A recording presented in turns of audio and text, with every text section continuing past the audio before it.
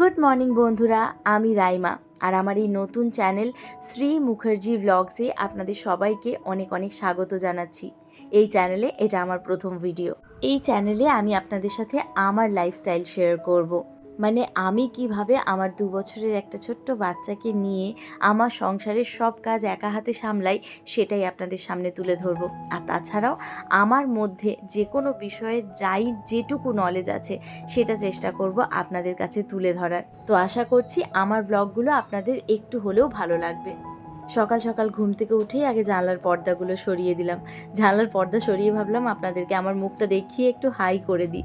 আর তারপরেই চলে এসেছি কিচেনে, একটুখানি চা করে নেব।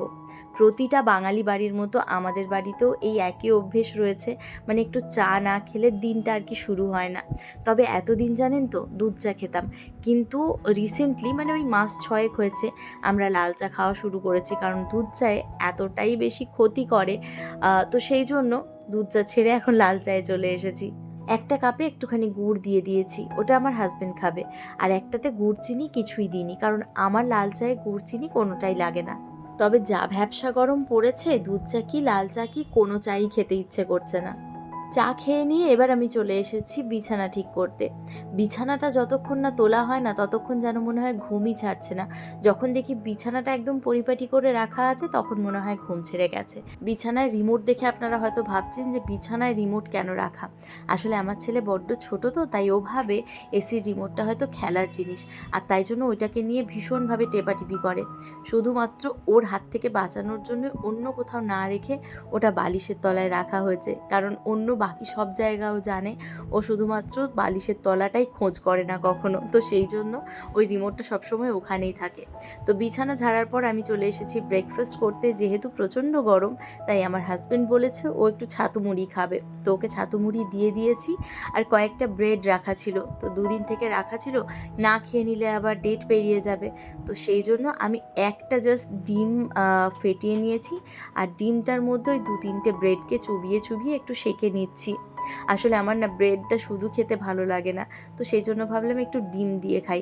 আবার গরমও প্রচণ্ড পড়েছে, বেশি ডিম খেলেও সমস্যা। ব্রেকফাস্ট বানিয়ে আমার খাওয়া হয়ে গেছে।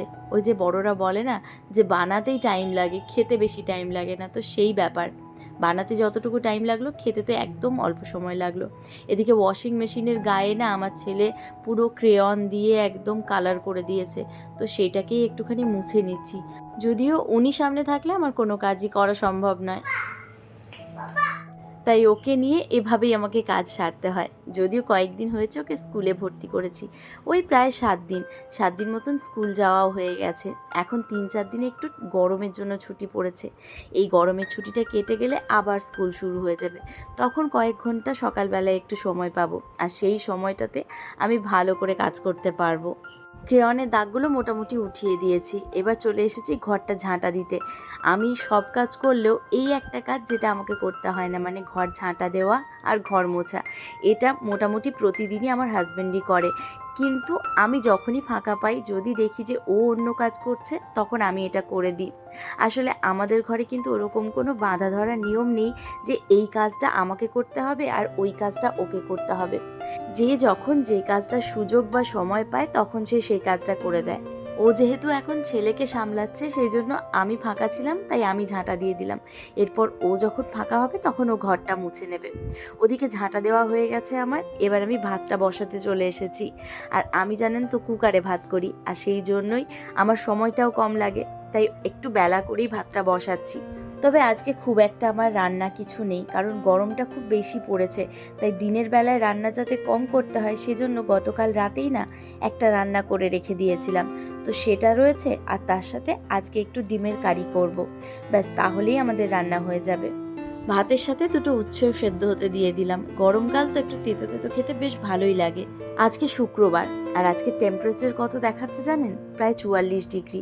মানে ভাবতে পারছেন কতটা গরম পড়েছে। আর তাই জন্য না রান্না করতেও ইচ্ছে করছে না। গতকালও একদম রান্না করতে ইচ্ছে করছিল না, তাই শুধু ভাত করেছিলাম আর দই দিয়ে খেয়েছিলাম। তো যাই হোক, ওইদিকে ভাতটা বসিয়ে দিয়েছি আর তারপরে এদিকে চলে এসেছি ঘরের কিছু অন্য কাজ করতে। আমি প্রতিদিনই চেষ্টা করি রান্নার ফাঁকে ফাঁকে ঘরের যা অন্যান্য কাজ রয়েছে, মানে এই টুকটাক এটা ঝাড়া ওটা পরিষ্কার করা, এগুলো করে রাখতে।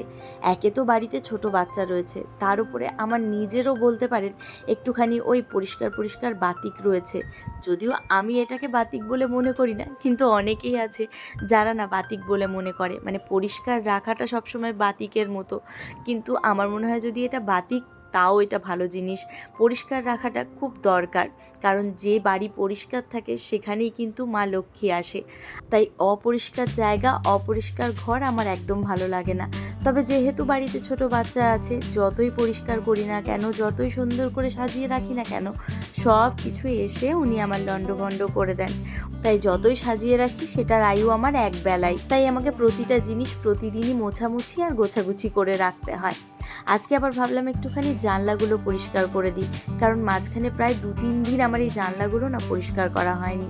আমার 2 বছরের ছেলে রিহান একটা চেয়ার নিয়ে এসে সকাল সন্ধ্যে নিয়ম করে এই জানালার রড ধরে বাইরের গাড়ি দেখে। তাই জন্য এই জায়গাটা পরিষ্কার করে রাখাটা না আমার একটা বড় দায়িত্ব।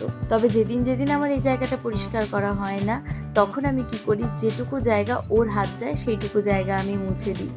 মোছামুছি করার পর আমি ঘরের সব পর্দাগুলো দিয়ে দেবো, কারণ একটু বেলা হতে না হতেই এত বেশি বাইরে লু বইছে, আর সেই লু জানেন তো ঘরের ভেতর ঢুকছে, তাই প্রচণ্ড কষ্ট হচ্ছে। আপনারাও যদি বাইরে বেরোন না এই অবস্থায়, তাহলে কিন্তু ভীষণ সাবধানতা মেনটেন করবেন। ঘরের যা টুকটাক কাজ ছিল সেগুলো আমার কমপ্লিট হয়ে গেছে, আর তারপরে আমি সোজা চলে এসেছি কিচেনে। আজকে বললাম না আপনাদেরকে ডিমের কারি করব, তাই ডিমটা সেদ্ধ করে রেখেছি আগে থেকেই। আর এদিকে কয়েকটা সবজি নিয়েছি, যেমন আলু, গাজর আর পেঁপে। গাজর আর পেঁপেগুলো অবশ্যই আমার ছেলের জন্য, কারণ ও এখন আমাদের যা রান্না হয় সেটার থেকেই খায়, তাই বেশি তেল ঝাল মশলা আমি কোনো কিছুই দিই না। এদিকে আবার আমাকে রান্না করতে দেখে আমার রিহান সোনার রান্না দেখতে ইচ্ছে হয়েছে। আমি যখনই রান্না করি আমার রিহান সোনা এসে পড়ে, ও আমার কোলে চাপতে চায়, মানে ও কোলে চেপে দেখবে আমি কিভাবে রান্না করছি। যদিও এক হাতে ওকে কোলে নিয়ে আর এক হাতে রান্না করতে বেশ কষ্ট হয়, কিন্তু বেশ ভালোও লাগে, কারণ এই দিনগুলো তো আর ফিরে পাবো না। তো এই সব কিছু নিয়েই আমার জীবন চলছে এখন সুন্দর, তো সেগুলোই আপনাদের সাথে এবার থেকে শেয়ার করব। আর এদিকে আমার রান্না বান্না হয়ে গেছে, আর আমি স্নান করেও চলে এসেছি। স্নান করে একটুখানি স্কিন কেয়ার করে নিচ্ছি, যেটা ডেলিকার রুটিন, একদম ডেলিকার করতেই হবে, কারণ সব দিকে সবার খেয়াল রাখার সাথে সাথে নিজেরও একটু খেয়াল রাখতে হবে। তো আশা করছি আজকের এই ভিডিওটা আপনাদের একটু হলেও ভালো লেগেছে। যদি আমার এই ভ্লগ আপনাদের ভালো লেগেছে তাহলে অবশ্যই একটা লাইক করবেন, শেয়ার করবেন আর কমেন্ট করে আপনাদের মতামত আমাকে জানাবেন। আর যদি আপনারা আমার পরের ভিডিওগুলো দেখতে ইচ্ছুক হন তাহলে অবশ্যই আমার চ্যানেলটা সাবস্ক্রাইব করবেন। তো আপনাদের সাথে দেখা হবে পরের ভিডিওতে। টাটা।